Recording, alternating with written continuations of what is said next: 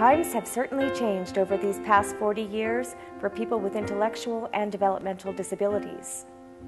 Laws have been passed to ensure their civil rights. Parents have organized to get services and supports delivered in their own local communities so they can keep their family intact. And now, people with disabilities themselves are speaking up, and they are claiming their rightful places in their own communities. Today, people with disabilities are seen, heard, and accepted as vital citizens in everyday life. They are not expected to live in a large congregate setting, secluded away from the rest of society. Hurtful language and labels such as retard, long part of the social vernacular, have become less acceptable in today's culture. Media-driven efforts are helping to fuel the fight. The Spread the Word to End the Word public service campaign recently aired during the finale of the popular TV show Glee. During the 2011 Utah State Legislative Session, 2 important bills were passed. The first requires that all state code be updated, eliminating outdated and disrespectful language toward people with disabilities. The second requires professionals to offer employment-first choices for services for adults with disabilities. Both of these bills reflect substantial progress and the work of the Utah Developmental Disabilities Council. During these past 40 years, the Council has played an integral part in leading changes. Created through federal law in 1971, a small group of initial Council members gained authority through the Governor's executive order. Dr. Marvin Fifield, a professor and visionary at Utah State University, initiated the leadership and planning needed to create new possibilities for families impacted by disability. In a lot of respects, I think the Council was really the stimulus for almost all of the change that came in. State agencies were changing, and they were picking up because they were encouraged by federal funds and their own legislation that supported them. But the innovation that I think was inherent in the councils, because they had some stimulus money and because they had that opportunity to move, made a number of changes. Probably the first major change that I felt coming on was that the council had over 50% consumers on it. That in itself changed almost all of the advisory boards, management boards, councils, and committees that were in education, health, human services.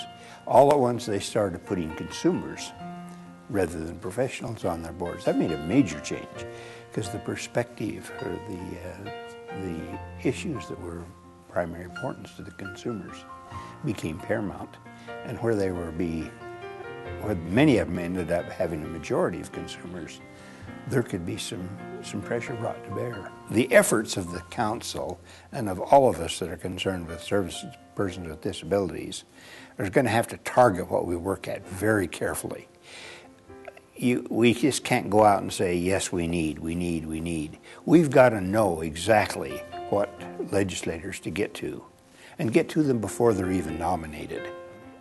In committees, hearings, and things like that you can get through and make an impact.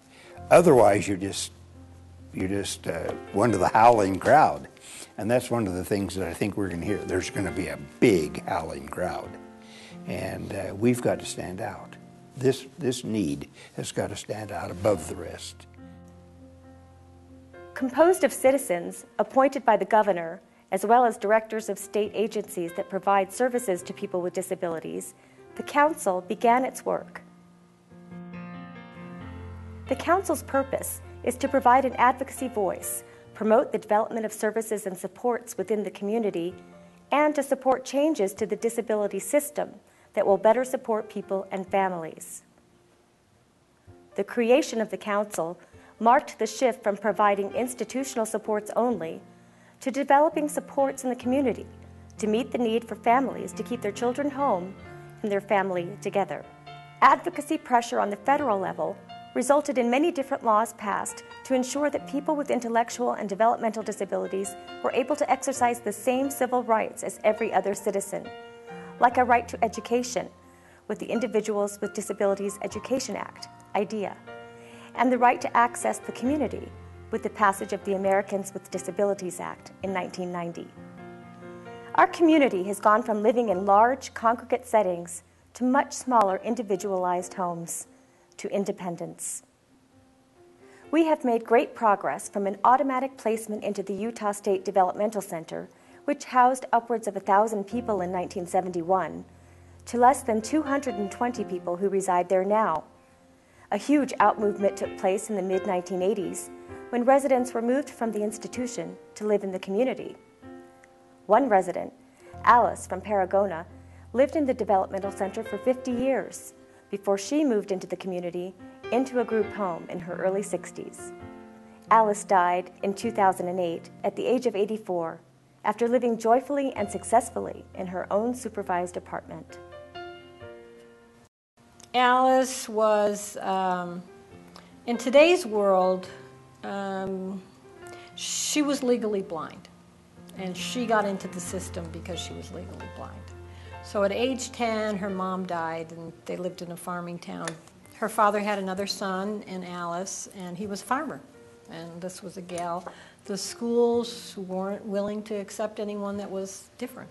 From age 10 to about age 60, she spent in the state training school. And, you know, she did well. I mean, in the training school, she talked about babysitting younger kids. She talked about carrying mattresses down 2 flights of stairs to take them outside to beat them. She scrubbed floors. And then with the American Disability Act, she was able to get out. And so she went from the training school to a group home in Sandy. And I think for a short while she did some workshop work. And then she was old enough to retire, and then this SHARE program became available. Several of the gals that lived, they called it the girls' group home. Most of them came over here to the SHARE program. So Alice was kind of the mama bee, and she was a leader, and she did all kinds of crafts. She learned all kinds of things in the training school. In those years when they were trying to break down from the group home to a smaller apartment, she and Joyce got an apartment together, and she was so proud. I mean, she had a phone that she could use at any time. Yeah, I mean, she would say things that you and I just take for granted. She was tough as nails. She loved her friend Joyce, and they were a great support system. And Joyce was crafty like Alice. She was a good friend.